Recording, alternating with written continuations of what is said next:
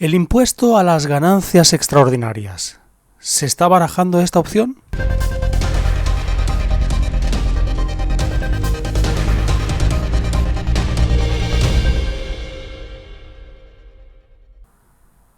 Pues sí, amigos, después de esta pandemia que está dejando muchísimos efectos adversos en la economía de los países, vamos a ver también qué sucede con los impuestos. Porque en algunos países ya se dice que van a subir los impuestos, se van a bajar las pensiones y se va a recortar en multitud de aspectos de la vida cotidiana. Pero en este sentido hay que resaltar un cambio de paradigma en los impuestos. Y este es el impuesto a las ganancias extraordinarias que ya se está hablando en algunos foros por parte de expertos economistas. ¿Qué puede suceder con ello? ¿Qué significa? ¿Y qué opinan algunos ricos que quieren pagar más impuestos para intentar salvar una situación económica que parece irreversible en algunos países? Vamos a verlo. ¿Qué significaría aplicar el impuesto a las ganancias extraordinarias? Aunque evidentemente no estamos en medio de la Tercera Guerra Mundial y la idea del enemigo invisible del que muchos hablan no es más que una metáfora, ante los devastadores efectos de la COVID-19 no son pocos los que hacen la comparación bélica. No solo por la pérdida de vidas que esto implica, sino también por el alza del desempleo y el aumento de la pobreza. Tan duras van a ser las consecuencias que algunos expertos argumentan que ante una situación tan excepcional se requieren soluciones excepcionales, como por ejemplo la creación de un impuesto a las ganancias extraordinarias de las empresas, inspirada en un gravamen que se aplicó durante la Primera y Segunda Guerra Mundial. Más tarde veremos que hay algunos ultrarricos que piden a sus gobiernos pagar más impuestos por esta crisis económica que nos va a venir como un tsunami.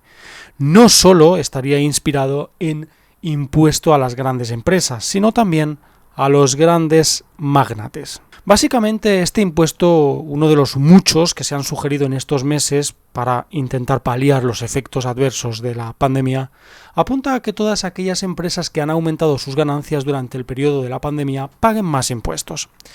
¿Qué empresas serían estas? Pues muy fácil. Las grandes farmacéuticas y las firmas tecnológicas, entre muchas otras compañías cuya rentabilidad se ha disparado desde que el coronavirus se propagó por el mundo.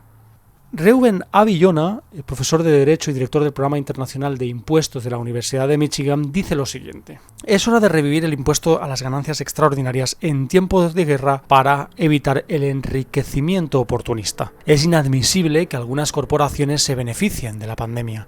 La mayoría está perdiendo por la misma y todos nosotros, los contribuyentes, estamos gastando dinero para ayudar a la gente que más lo necesita. Economistas como Emmanuel Saez y Gabriel Zucman, cercanos al autor francés Thomas Piketty, y algunos abogados expertos en política tributaria también consideran la idea importante a día de hoy. El objetivo es que el gigantesco costo económico de la pandemia sea un esfuerzo compartido y solidario. Hasta ahora, gobiernos y bancos centrales han inyectado miles de millones de dólares para reactivar el consumo, responder a la falta de respiradores y camas, ayudar a las familias más vulnerables, a los desempleados y a las empresas afectadas por la paralización de la actividad económica. Algunas de estas empresas se benefician también, porque detrás hay personas que ocupan cargos muy importantes o que son accionistas mayoritarios de una empresa y se llevan el dinero de la ayuda. Además de luego no devolverlo. Una parte importante del gasto fiscal ha sido financiado con deuda, que podría llegar a convertirse en una bomba de tiempo. La gran duda es qué va a pasar cuando se acaben los subsidios de emergencia y no existan nuevos puestos de trabajo. ¿Dónde vivirá la gente que no puede pagar el arriendo o la hipoteca de su casa? ¿O qué harán las personas con la despensa vacía? Preguntas que siempre surgen en momentos de crisis, tal como ocurrió durante la Primera Guerra Mundial.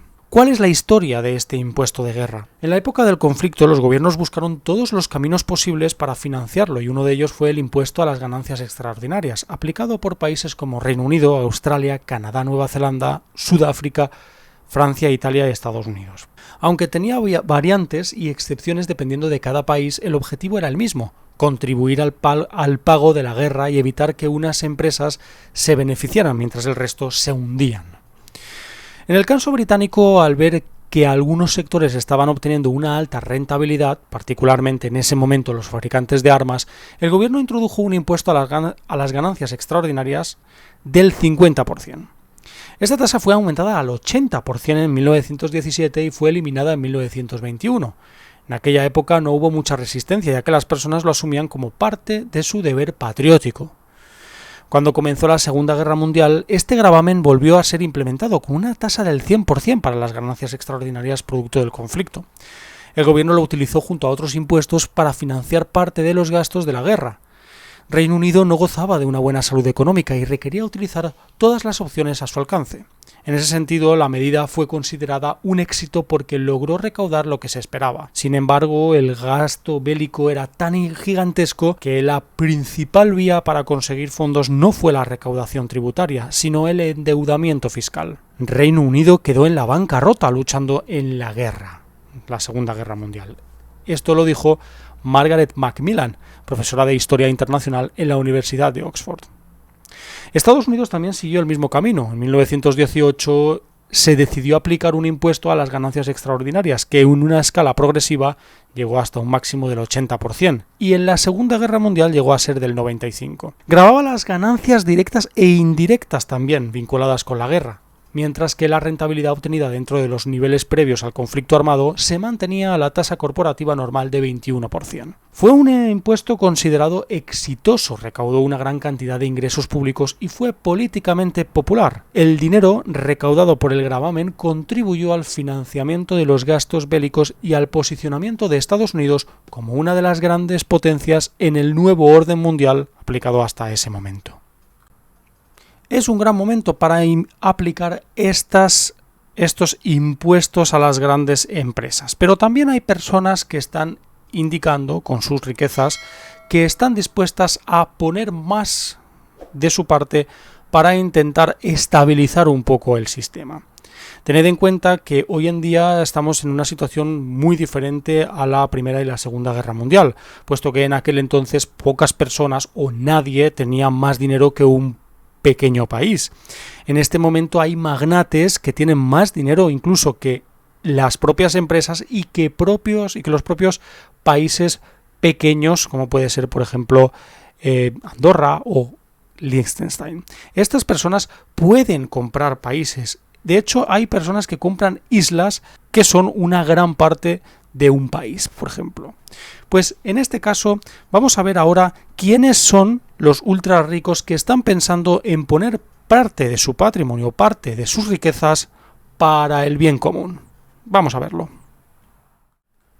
Los ultra ricos que piden a sus gobiernos pagar más impuestos. Participar en el más pequeño grupo de multimillonarios para la humanidad exige tener una visión distinta a la mayor parte de este colectivo. Hasta 83 ultrarricos de diferentes países han firmado una carta en la que piden a sus gobiernos que les suban los impuestos para contribuir a la factura de los nuevos programas gubernamentales destinados a reactivar la economía tras la pandemia de COVID-19.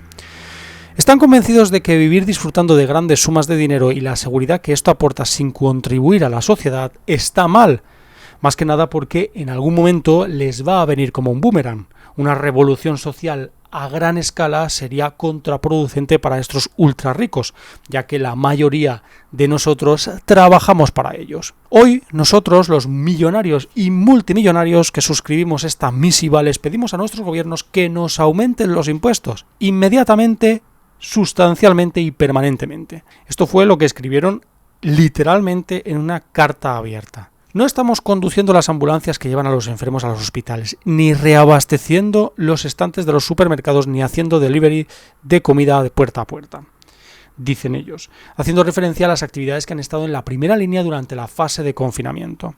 Pero sí tenemos dinero, y mucho, dinero que ahora se necesita desesperadamente. Tenemos una enorme deuda con las personas que trabajan en la primera línea de esta batalla global. La mayoría de los trabajadores esenciales están muy mal pagados para la responsabilidad que tienen. El documento lleva la firma de distintas personalidades, entre las que se incluye la heredera de Walt Disney, Abigail Disney, el exdirector gerente de BlackRock, esto es sorprendente, el señor Maurice Pell y el empresario danés iraní Jafar Shalshi. También el guionista y director británico Richard Curtis y el cofundador de la marca de helados Ben & Jerry, Jerry Greenfield, que aparecen en la lista de los firmantes de esta carta. En su carta, los ultrarricos explican que el impacto de la crisis actual se sentirá durante décadas y podría empujar a otros 500 millones de personas a la pobreza. Esto, dicen ellos, es un problema que no se puede resolver con la caridad, por generosa que sea. Por lo tanto, los impuestos sobre los ultrarricos deberían aumentarse de forma permanente para ayudar a pagar los sistemas de salud, las escuelas y la seguridad. Amigos, ¿cómo debe estar la situación económica a nivel mundial para que salgan 83 ultrarricos con una carta formal a los gobiernos pidiéndoles que les suban los impuestos? Ellos también se ven en problemas, sobre todo porque, como he dicho anteriormente, nosotros somos los encargados de mantener sus riquezas. Y si hay una revolución social a escala global, es muy difícil que ellos mantengan esas riquezas, sobre todo porque se verían envueltos en las propias revueltas sociales en los países donde residen.